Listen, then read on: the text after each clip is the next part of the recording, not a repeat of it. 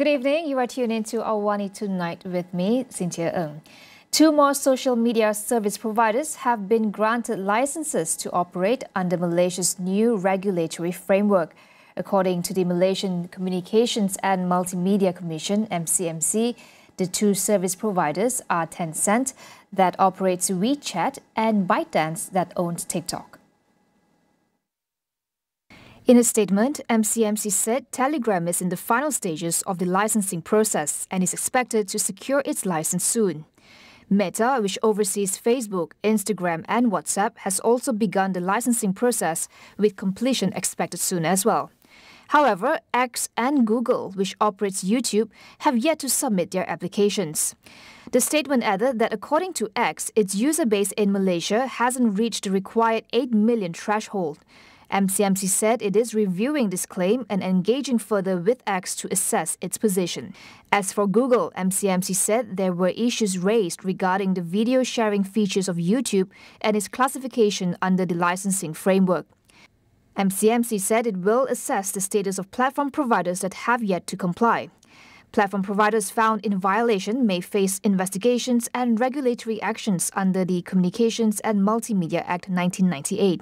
The licensing requirements, which came into effect today, aims to enhance online safety and strengthen oversight of service providers in Malaysia.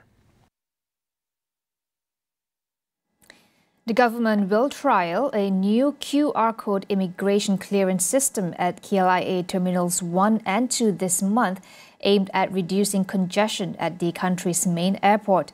Home Minister Datuk Sri Saifuddin Nasution Ismail says the trial will involve 40 special lanes at the arrival and departure halls, which could only be used by Malaysians. In a statement, he said with the QR code system, immigration clearance could take just 5 to 7 seconds, compared to the current 15 to 25 seconds with conventional autogates. The system also enhances security and efficiency by leveraging the latest technology. Travellers will no longer need to remove their passports during clearance, though carrying a passport remains mandatory for travel. Manual immigration counters and conventional autogates will continue to operate alongside the QR system. A total of 169 illegal crossings along the Malaysia-Thailand border have been identified as requiring attention. Chief Secretary to the government, Tan Sri Shamsul Azri Abu Bakar, says as a result, the government is targeting to reduce and eventually close these illegal crossings or entry points. According to him, there is a need to enhance border control measures and reduce cross-border crimes as well as smuggling activities. He also urged for the installation of CCTVs at the country's entry points be expedited, along with the use of artificial intelligence technology, as recommended by Prime Minister Datuk Sri Anwar Ibrahim. He spoke to reporters during the launch of the Malaysian Border Control and Protection Agency pilot operation at the Immigration, Customs, Quarantine and Security Complex in Rantau Panjang today.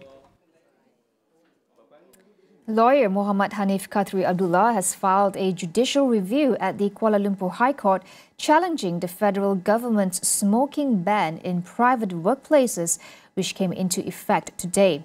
Hanif claims the ban, introduced under the Public Health Smoking Product Control Act 2024, is unconstitutional.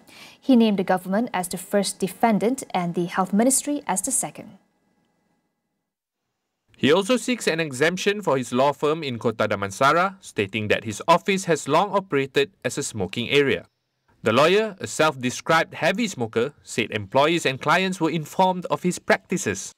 Hanif insists that smoking is legal under Malaysian civil law and argues that his right to smoke in his own workspace should not be restricted. Starting today, all workplace buildings, including laundromats, have been declared as non-smoking zones.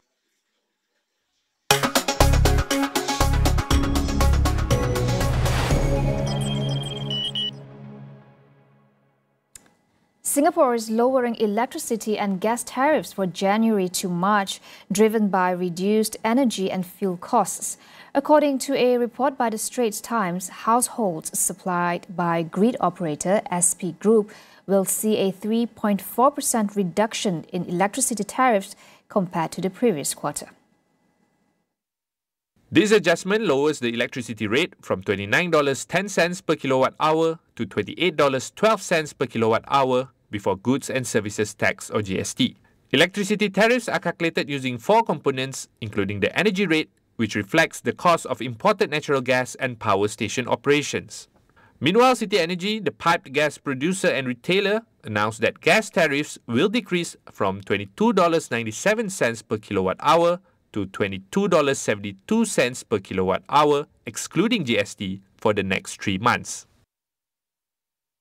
We will be back with more after the break.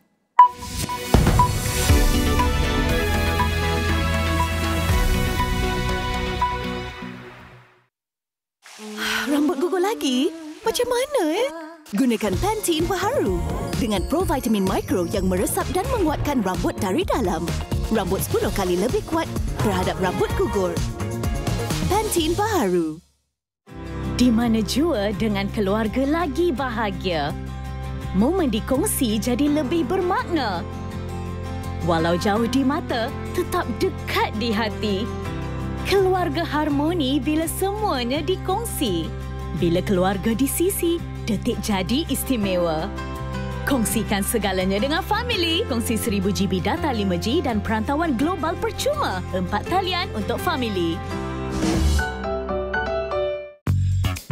Kerap menggaru kulit kepala disebabkan keluh mumur, masalahnya lebih mendalam. Gunalah Head & Shoulders menembusi 5 lapisan untuk membasmi keluh mumur dan kegatalan. Bebas keluh mumur sehingga 100%. Head & Shoulders diuji secara dermatologi.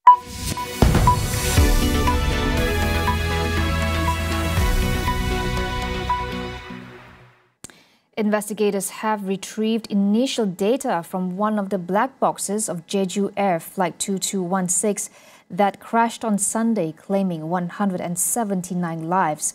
South Korea Deputy Minister for Civil Aviation Joo Jung-won says the cockpit voice recorder is being analyzed, with data being converted into audio format. However, the flight data recorder, heavily damaged in the crash, will be sent to the United States for further analysis.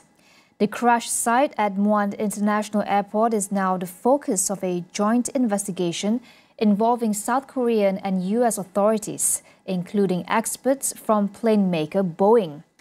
Separately, authorities said that they have finished formally identifying the 179 victims of the crash. Acting President Choi Sang-mook announced that funeral arrangements are underway. Investigators are now considering possible reasons such as bird strikes and disabled control systems on the aircraft for the pilot's apparent rush to attempt a landing soon after declaring an emergency. The plane barely landed at Muan International Airport, hit a wall and burst into flames, making it the country's worst air disaster.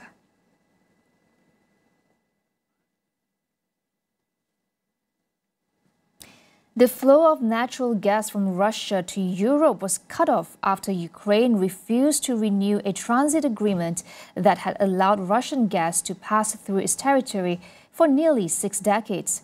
Ukrainian officials say that the move is part of a broader effort to weaken Moscow's ability to fund its war effort and to limit the Kremlin's leverage over Europe through energy. President Volodymyr Zelensky had vowed to shut down the pipeline despite opposition from Eastern European countries, which rely heavily on Russian gas. The EU has significantly reduced imports of gas from Russia since it launched its full-scale invasion of Ukraine in 2022.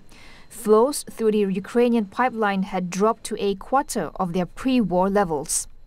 Countries like Austria, Hungary and Slovakia are expected to avoid immediate shortages due to reserves and alternative supplies. But Moldova, which is not part of the EU, could be seriously affected by the end of the transit agreement, as its largest power station generates much of its electricity using Russian gas. 2024 was a year of dramatic political shifts marked by collapsing governments, the outbreak of conflicts and a wave of general elections across the globe. We look back at some of the moments that shaped the global political landscape last year.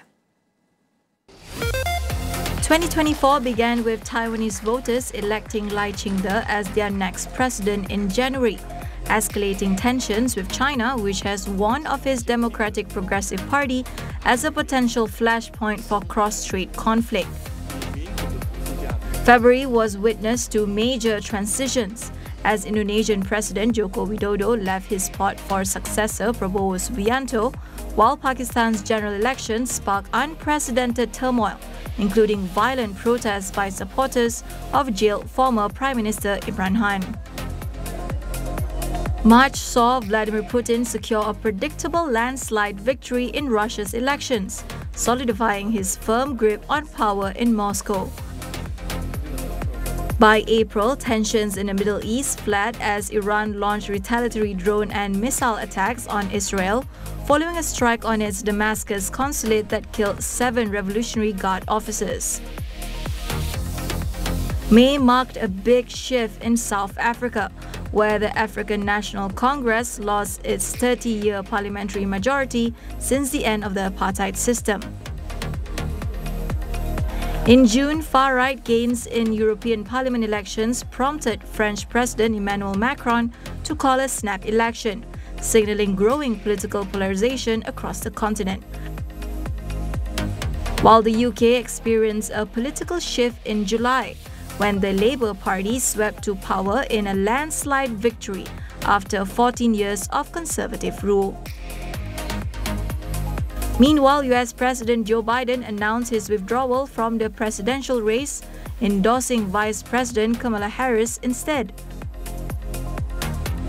August proved to be a huge month for Bangladesh when Sheikh Hasina resigned as Prime Minister amid nationwide unrest over government job quotas that left nearly 300 dead.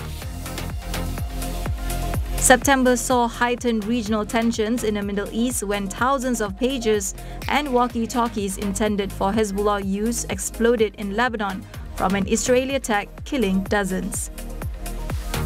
Before October rolled in and marked 1 year since the start of the conflict between Israel and Hamas. November witnessed Donald Trump making a historic return to the White House after a decisive victory in the 2024 US election, with Republicans also regaining control of the Senate. December concluded the year with dramatic developments. In Syria, opposition forces declared liberation from Bashar al-Assad's rule after gaining control of the capital. While South Korea was embroiled in political chaos when President Yoon Suk-yeol declared martial law, only for it to be reversed hours later by a parliamentary vote leading to his eventual impeachment.